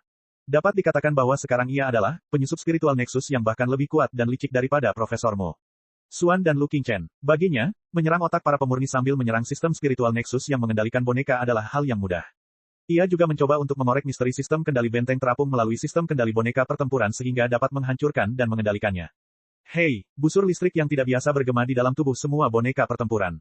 Bahkan pakaian kristal para pemurni tampaknya telah dibajak oleh iblis dan tidak mendengarkan perintah tuan mereka. Setelah menjerit memekakkan telinga, mereka entah bagaimana mengendalikan lengan tuan mereka dan mengarahkan senjata mereka ke satu sama lain sebelum mereka menarik pelatuk secara brutal. Puluhan pemurni dan hampir 100 boneka pertempuran runtuh di tempat. Mayat dan puing-puing menghalangi jalan di kedua sisi. Para pembela di belakang tidak dapat menyerbu untuk sementara waktu. Tidak ada senjata berat seperti meriam kristal atau tank kristal di dalam benteng terapung. Mereka hanya bisa menyaksikan Li Yao dan iblis mental yang membuat kekacauan di dalamnya. Tidak ada yang bisa mereka lakukan dalam ketergesaan mereka. Sementara iblis mental itu menunjukkan keahliannya, Li Yao pun tidak tinggal diam. Dia mengendalikan tangan kanan Tonka lagi dan mengangkatnya tinggi-tinggi. Api emas menyembur dari jari telunjuknya dan melilit unit dan komponen dari lusinan pakaian kristal yang melayang di udara. Astaga, astaga, astaga, astaga. Kinerja spesifik unit dan komponen yang rusak segera membanjiri jiwa Li Yao seperti air terjun informasi. Di tengah cipratan itu, ribuan gambar modifikasi terbentuk. Di bawah tatapan Ngeri Chu Ziyun dan anak-anak sesat lainnya, ratusan ribu unit dan komponen yang rusak mulai berputar dengan cepat. Banyak komponen bertabrakan dan bergesekan satu sama lain, menghasilkan kembang api yang berwarna-warni dan cemerlang. Aliran panas berbagai warna mengelilingi komponen-komponen seperti pelangi glamor dan mengikatnya. Faktanya, pemolesan dan penyesuaian Li Yao hanya berlangsung selama 20 detik. Namun bagi anak-anak sesat, yang matanya telah terbuka lebar, hal itu terasa seperti setahun. Mereka merasa bola mata mereka tertarik oleh keterampilan modifikasi Li Yao yang luar biasa. Mereka gemetar bersama komponen yang berputar cepat dan hampir menjadi buta. Kulit mereka juga bisa merasakan panas yang sepanas magma di dekat gunung berapi, gesekan berkecepatan tinggi dari puluhan ribu komponen, yang hampir membakar udara. Bagaimana mungkin? Bagaimana mungkin ada teknologi modifikasi yang luar biasa seperti itu di dunia? Apakah masih dalam kategori pemurnian? Dia bahkan tidak menggerakkan tangannya. Dia hanya mengulurkan satu jari. Satu jari. Raksasa, seperti pegas yang dipadatkan secara ekstrim. Begitu ia bangkit kembali, kekuatannya akan menjadi yang terkuat. Pemuda yang telah dibina dan ditekan perasaannya selama lebih dari 10 tahun, ketika dia menyadari jati dirinya dan garis pertahanan terakhirnya runtuh, tidak menyembunyikan perasaannya sedikitpun. Mereka menatap Li Yao dengan perasaan yang rumit. Tidak ada yang tahu apakah malaikat yang datang untuk menyelamatkan mereka atau setan yang menyeret mereka ke jurang kehancuran. Li Yao, di sisi lain, tidak punya waktu untuk peduli dengan keterkejutan dan kekaguman para remaja. Jiwanya terfokus pada ujung jari tangka. Ini adalah kali pertama dia mengerahkan kemampuan manipulasi dan pemurnian jarak jauhnya secara maksimal saat dia berada di atas tahap transformasi keilahian. Memang mulus dan alami. Tak lama kemudian, setelah ratusan ribu komponen dibuang, pakaian kristal panas yang masih memancarkan warna oranye pun siap. Jika ada dua kata yang dapat menggambarkan pakaian kristal itu, kata itu adalah luar biasa dan ganas. Jas kristal standar Federasi Star Glory dulunya sama dengan orang-orang Federasi Star Glory yang tenang dan tanpa emosi. Tidak banyak perubahan pada mereka. Mereka hanya peti mati abu-abu dan dingin. Namun, setelah modifikasi Li Yao, ia telah memasang sistem senjata lebih dari 10 baju kristal pada satu baju kristal. Tidak hanya ada lebih dari 10 pedang rantai dan pedang getar di bagian belakang baju kristal yang terbuka seperti kipas, ada juga Six Barrel Rotary Crystal Railgun yang tebal dan panjang. Di lengan dan pinggang jas kristal, orang gila itu telah merakit 6 senapan rel kristal yang sebelumnya hanya memiliki satu laras dan secara signifikan memodifikasi sistem kendali tembakan dan sistem transmisi energi spiritual, meningkatkan output senapan rel kristal lebih dari 300%. Setelan kristal yang mengerikan itu bagaikan gabungan seekor landak yang ratusan kali lebih besar dan seekor naga berbaju besi. Li Yao masih ingin mengukir bintang yang mengamuk di dada jas kristal yang berat itu. Di tengah bintang itu ada wajah yang menyeringai. Akan tetapi, orang-orang di tempat suci yang melihat wajah tersenyum itu kemungkinan besar tidak akan tersenyum. Ledakan, ledakan, ledakan. Peluru energi spiritual yang dikumpulkan Li Yao dari para pembersih meledak di sekitar pakaian kristal baru satu persatu, melepaskan embun beku yang mendinginkan pakaian kristal itu seketika. Ketika suhu turun hingga 200-300 derajat, Li Yao tidak sabar untuk masuk ke dalam. Setelan kristal berat itu, yang tampak berat dan kikuk, telah dipoles oleh tangan Li Yao. Faktanya, setelan itu begitu dekat dengan tubuh tangka sehingga tidak ada celah sedikitpun. Setelan itu seperti kulit kedua seorang pemuda. Modifikasi di atas kepala mereka belum berakhir. Lagi pula, mustahil bagi satu set pakaian kristal untuk membawa semua sistem senjata dari lusinan pakaian kristal. Betapapun gilanya Li Yao, ia hanya bisa memasukkan 3 reaktor kristal superkompresi ke pinggang dan bagian belakang pakaian kristal. Akan sia-sia jika ia menyerahkan reaktor kristal lainnya begitu saja. Oleh karena itu, reaktor kristal yang tersisa, unit peralatan magis, dan komponen yang rusak secara bertahap dirakit menjadi meriam jelek. Ketika laras dari hampir 100 baut badai disatukan, mereka tampak seperti kotak logam persegi, dengan lusinan reaktor kristal super terkompresi yang terhubung ke belakang untuk memastikan bahwa energi spiritual yang merusak dapat dikeluarkan secara maksimal secara instan. Kuncinya adalah bagaimana mengendalikan. Kekuatan penghancur yang melonjak harus diarahkan ke depan. Namun, sekali lagi, ini adalah kedalaman benteng terapung musuh. Bahkan jika energi mengalir ke segala arah, itu tidak masalah, bukan? Omong kosong. Li Yao tiba-tiba berkata, apa yang sedang terjadi? Iblis mental itu menjerit, aku berusaha sekuat tenaga untuk meretas sistem kendali musuh melalui boneka pertempuran. Ada apa denganmu? Jangan ganggu aku jika tidak ada yang salah. Pertanyaan yang sangat penting. Li Yao berkata dengan santai, tiba-tiba aku ingat bahwa aku belum memberi nama pada jas kristal baru itu. Ini adalah pertama kalinya aku muncul di depan aliansi kesepakatan suci, belum lagi ada begitu banyak anak sesat yang mencintai dan memujaku. Aku harus memberi jas kristal itu nama yang keren, tidak perlu khawatir tentang itu. Tidak peduli apapun, ini akan menjadi titik ujian yang hebat untuk mata kuliah sejarah para siswa Federasi, Imperium, dan Sanktuari. Iblis mental itu tertegun sejenak, sebelum menjawab, baiklah. Bagaimana kalau aku membantumu memikirkan sebuah nama? Kita sebut saja, pergilah ke neraka, ya. Jangan marah-marah begitu. Aku hanya bercanda untuk menghidupkan suasana dan menenangkan sarafku. Bibir Li Yao melengkung membentuk senyum kejam. Jika aku tidak menenangkan diri, aku takut aku akan membunuh seluruh planet karena kegembiraanku. Ada berita bagus untuk para pembaca yang budiman. Berkat perhatian semua orang, Old Cow akhirnya dipulangkan. Saat ini, rasa sakit di kakinya pada dasarnya sudah tidak menjadi masalah lagi. Selama dia beristirahat di tempat tidur selama 2 hari lagi, sapi tua mungkin akan dapat melanjutkan pembaruan normal besok. Di masa mendatang, dia akan memiliki kesempatan untuk perlahan-lahan menebus apa yang sebelumnya telah dia hutangkan kepada semua orang. Banyak. Terima kasih atas dukungan dan dorongan dari semua orang selama periode ini. Para pembaca adalah pembaca yang paling antusias di dunia. Hahaha. Bab 2769, berdoalah kepada Tuhanmu. Ledakan, mayat-mayat dan puing-puing besi yang menumpuk di jalan setapak akhirnya diterbangkan oleh para penjaga di luar. Para pembela dipimpin oleh lebih dari 10 baju kristal super berat, diikuti oleh 2 atau 3 tank kristal ringan. Siapa yang mengira bahwa monster mengerikan seperti Liao akan menyelinap ke laboratorium rahasia mereka? Kekuatan seperti itu adalah yang terbaik yang dapat dilakukan oleh pertahanan benteng terapung untuk saat ini. Liao bahkan tidak repot-repot melihat mainan-mainan yang lemah itu. Dia hanya merentangkan kakinya dan mengangkat lengan kirinya. Setiap armor bersisik yang menutupi lengannya berdiri seperti landak yang marah. Meriam kristal putar 6 laras di sekitar lengan kirinya berputar dengan kecepatan tinggi, menimbulkan tornado yang ganas. Garis-garis cahaya pembunuh muncul dalam tornado dan mengembun menjadi badai kehancuran bersama dengan busur listrik yang berderak-derak. Astaga, astaga, astaga, astaga, suara memekakkan telinga akibat kelelahan logam bergema di bawah kaki Liao. Lantai yang terbuat dari logam paduan super berubah menjadi warna oranye mengepul setelah dilalap api, sebelum menjadi lunak seperti lumpur dan hampir meleleh. Berapa tinggi suhu di bawah kakinya? Tutup matamu. Liao berkata kepada Chu Ziyun dan anak-anak sesat lainnya, kalian akan dibutakan. Setengah detik kemudian, letusan gunung berapi terjadi di lengan kirinya. Aliran kehancuran itu menjerat magma dengan busur listrik dan melesat keluar dalam bentuk pilar cahaya. Diameter pilar cahaya itu langsung melebar hingga lebih dari 5 meter, dan ledakan itu langsung menerbangkan semua anak sesat itu. Meskipun mereka bukan target Liao, mereka tetap merasa tercekik oleh tembakan ribuan meriam secara bersamaan. Liao tidak perlu mengingatkan mereka. Tidak ada remaja yang bisa membuka mata mereka di bawah serangan yang mengerikan seperti itu. Meskipun mereka telah menutup mata dan menutupi wajah mereka dengan tangan, mereka masih dapat merasakan bahwa cahaya yang menyengat itu menyengat mata mereka. Mereka merasa bola mata mereka ditusuk oleh ribuan jarum baja, dan mereka hampir kehilangan penglihatan mereka. Dia merasa bahwa seluruh benteng terapung itu, tidak, seluruh planet, akan runtuh dalam sedetik berikutnya. Baru setelah setengah menit kemudian, ketika ombak sudah berangsur-angsur mereda, remaja paling berani di antara mereka memberanikan diri membuka matanya yang sakit dan mengamati lingkungan luar melalui celah-celah di antara jari-jarinya. Hilang. Para penjaga yang memenuhi jalan setapak dan mencoba menerobos masuk semuanya telah hilang.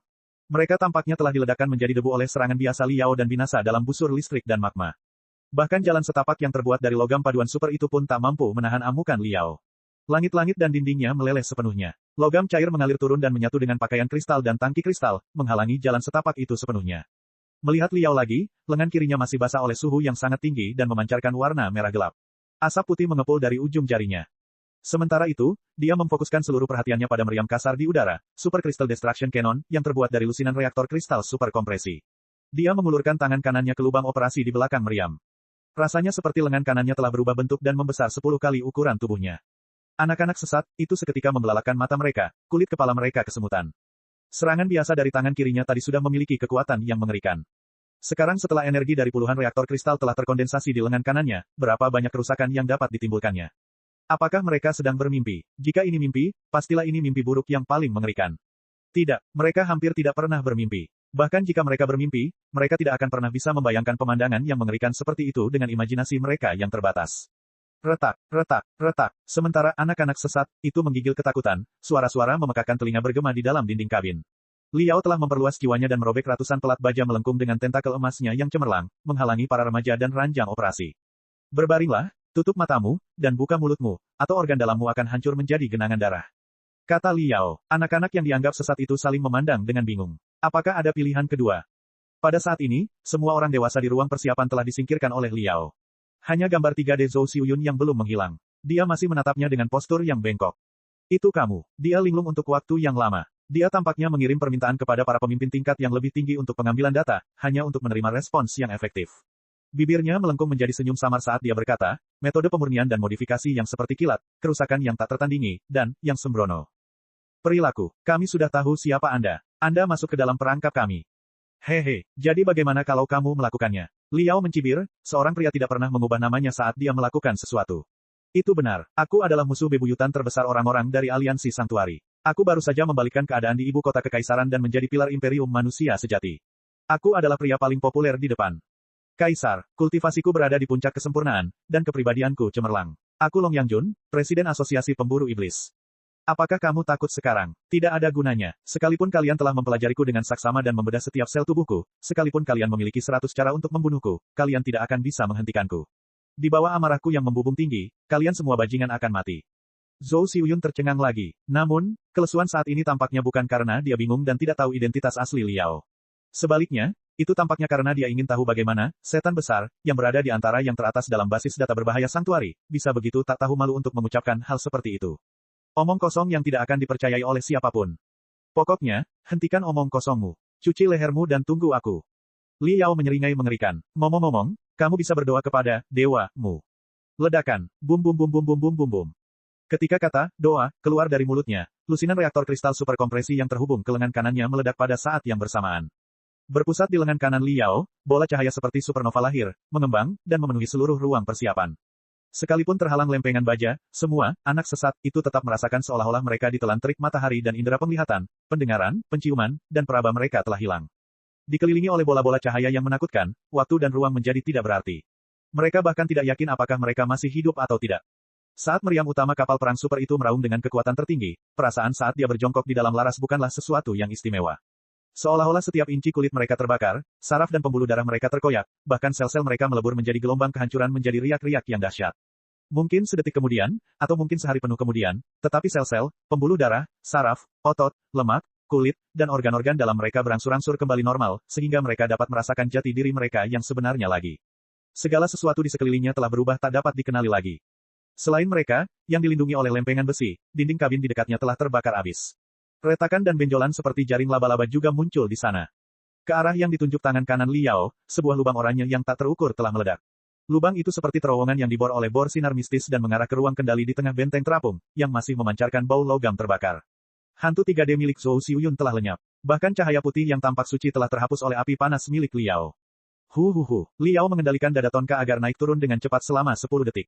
Itu adalah satu-satunya anomali setelah serangannya yang menggemparkan. Lalu, Li Yao menjentikkan jarinya. Pecahan-pecahan meriam itu berjatuhan dari tangan kanannya, namun beberapa di antaranya berterbangan dan mengenai belenggu, anak-anak sesat, itu dengan tepat, sehingga semua belenggu itu hancur. Anak-anak sesat, itu menggerakkan anggota tubuhnya yang sakit, tidak tahu harus berbuat apa. Saat ini, identitasmu sudah jelas. Hanya ada 2 jalan di depanmu. Li Yao berkata, kalian bisa merangkak ke jalur yang diciptakan dengan kekuatan kasar bersamaku dan berjuang untuk kebebasan dan harapan yang bahkan lebih tidak pasti dari 1%, atau kalian bisa tinggal di sini dan menunggu kedatangan pasukan pemurnian baru. Kalian akan diikat, dimodifikasi, dan menjadi sasaran selama beberapa dekade. Percobaan seperti itu, tentu saja, anak-anak sesat, itu tahu siapa yang dimaksud Li Yao. Belum lagi para mahasiswa yang baru saja ditangkap dan dibawa ke tempat ini, yang telah disiksa, bahkan diubah menjadi otak dalam tangki. Para mahasiswa di depan mereka, yang baru saja menjalani operasi modifikasi awal dan otaknya dilebur dengan helm logam dan kain tebal. Kabel kristal, jelas bukan sesuatu yang dapat mereka tahan. Siapa kamu sebenarnya? Chu Ziyun menarik napas dalam-dalam dan tidak dapat menahan diri untuk bertanya, apakah kamu dewa atau iblis? Bagaimana kamu mendarat di tubuh Tangka? Apa yang terjadi pada Tangka? Apakah kamu akan baik-baik saja setelah menggunakan kekuatan yang luar biasa seperti itu? Lihatlah sekelilingmu. Li Yao berkata dengan santai, apakah kamu melihat benteng terapung? Tentu saja, Chu Ziyun tidak mengerti apa yang dimaksud Li Yao. Bukankah kita berada di dalam benteng terapung? Benar sekali. Itu artinya aku masih mengendalikan kekuatanku dengan hati-hati. Tonka akan baik-baik saja. Li Yao berkata, jika aku cukup tidak bermoral untuk mengeksploitasi tubuhnya hingga batas maksimal, benteng terapung itu pasti sudah lama hilang.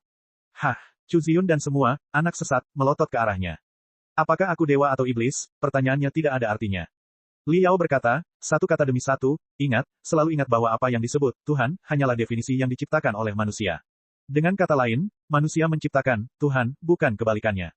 Apapun yang kalian pikirkan tentangku, itulah aku. Apapun yang kalian pikirkan tentang dirimu, itulah dirimu. Aku bisa membantu kalian, tetapi yang lebih penting, kalian harus menyelamatkan diri kalian sendiri.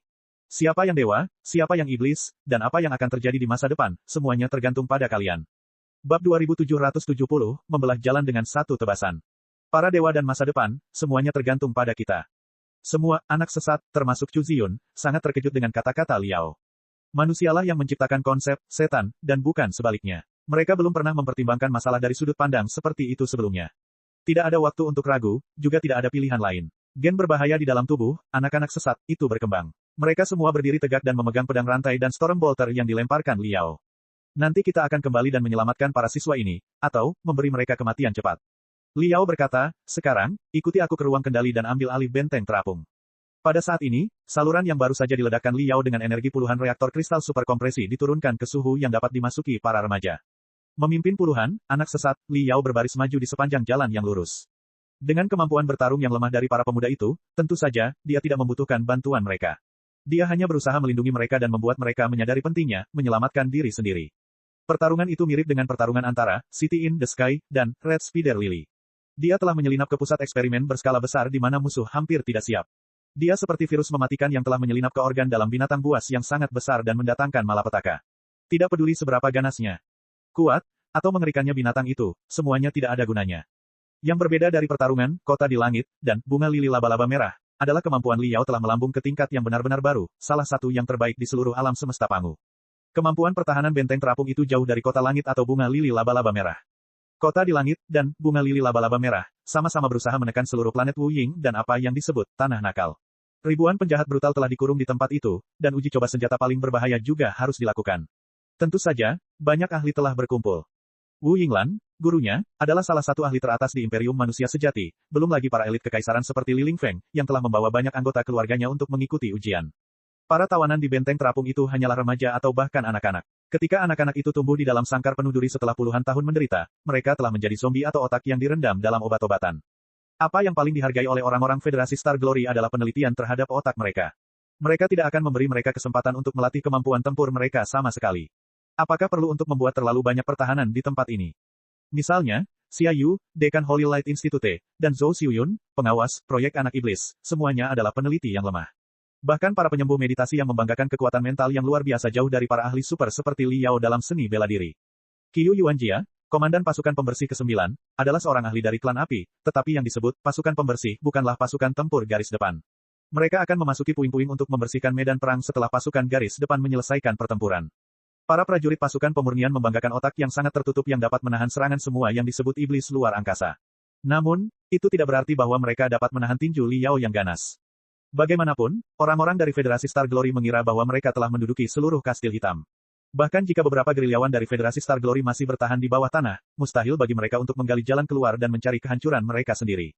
Oleh karena itu, mereka mengirimkan sejumlah besar pasukan.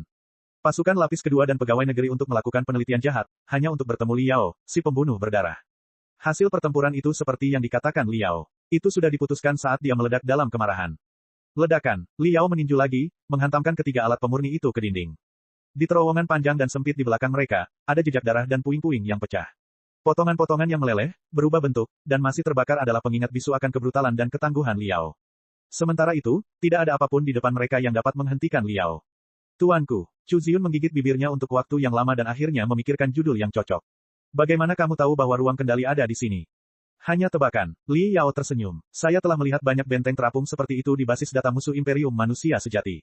Meskipun struktur internalnya tidak bisa persis sama, lokasi penting seperti pusat kendali dan kokpit jarang diubah.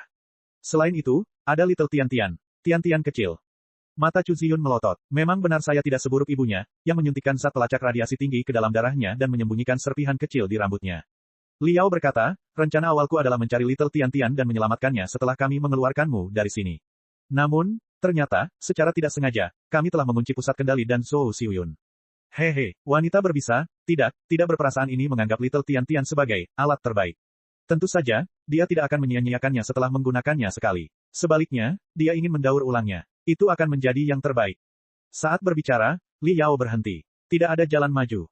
Chu Ziun berseru kaget. Kekuatan tembakan Li Yao sebelumnya telah dimaksimalkan. Setelah menghancurkan puluhan dek dan dinding kabin, tembakannya kehabisan tenaga dan menghalangi mereka di jalan buntu.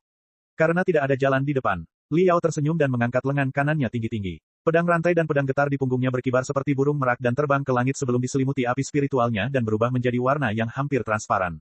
Kalau begitu, kita akan membuka jalan dengan tangan kita sendiri. Sambil memegang pedang tak terlihat di tangan kanannya, dia menebas dengan brutal. Lebih dari 10 pedang rantai dan pedang getaran berubah menjadi kecerahan yang berkilauan dan menebas dinding kabin yang telah disegel. Setelah ledakan yang memekakkan telinga dan gempa bumi, dinding di depannya hancur berkeping-keping. Li Yao meninggalkan celah tak terukur panjangnya hampir 10 meter dan lebar 2 meter, yang tampak seperti ngarai yang gelap. Ayo, Li Yao berbalik dan menatap para remaja yang tercengang itu dengan penuh harap. Ini jalan kita. Setelah berjalan dalam kegelapan selama setengah menit, mereka melihat cahaya terang dan suara-suara samar di depan mereka. Meriam kristal dan storm bolt yang tak terhitung jumlahnya tampaknya menembaki celah-celah, hanya untuk diblokir dan dibelokkan oleh medan gaya Li Yao. Bersamaan dengan bunyi siulan aneh itu, keluarlah seberkas warna merah dari atas kepala tangka, berubah menjadi anak panah berwarna merah yang tidak dapat diduga-duga, melesat keluar dari celah tersebut. Anak-anak sesat, itu hanya bisa mendengar teriakan, suara meriam kristal dan storm bolter yang ditembakkan secara acak, dan suara pakaian kristal yang terkoyak, tulang patah, dan darah menyembur keluar. Setelah hampir 20 detik, semua suara itu berangsur-angsur menghilang, kecuali suara napas. Ketika mereka mengikuti Li Yao dan melangkah keluar dari jalan yang telah terbuka, mereka menemukan bahwa pusat kendali benteng terapung berada tepat di depan mereka. Di sekeliling mereka terdapat deretan prosesor kristal dengan diameter lebih dari 10 meter. Konsol yang padat dan sinar cahaya yang menyilaukan menampilkan ribuan pemandangan di dalam dan luar benteng terapung. Saat ini, banyak gambar telah berubah menjadi hitam. Hampir 100 alat pemurni tergeletak di tanah. Dilihat dari lencana di dada dan ban lengan mereka, mereka semua merupakan elit pertempuran dari unit sanitasi nomor 9 dan salah satu dari sedikit prajurit, klan api, yang memiliki kemampuan tempur luar biasa. Namun, identitas tersebut tidak menghentikan mereka dari ditusuk di dahi, arteri karotis, atau jantung dan perut oleh setan mental, yang membunuh mereka seketika. Setelah meledakkan hampir 100 orang mati berjalan, iblis mental itu menyelami prosesor kristal. Ratusan busur listrik berdarah mengikis dan melahap data di dalam prosesor kristal mainframe bagaikan tentakel yang memamerkan taring dan mengacungkan cakar, sementara mereka menyerang garis pertahanan musuh yang berbahaya tanpa ampun. Sistem pemroses kristal yang digunakan oleh orang-orang di santuari berasal dari asal yang sama dengan sistem pemroses kristal di menara kristal emas. Bahkan, peralatan sihir tingkat bintang, seperti menara kristal emas memiliki struktur yang lebih rumit dan izin yang lebih tinggi. Iblis mental itu bahkan telah berhasil meretas dan menguasai sistem kendali menara kristal emas.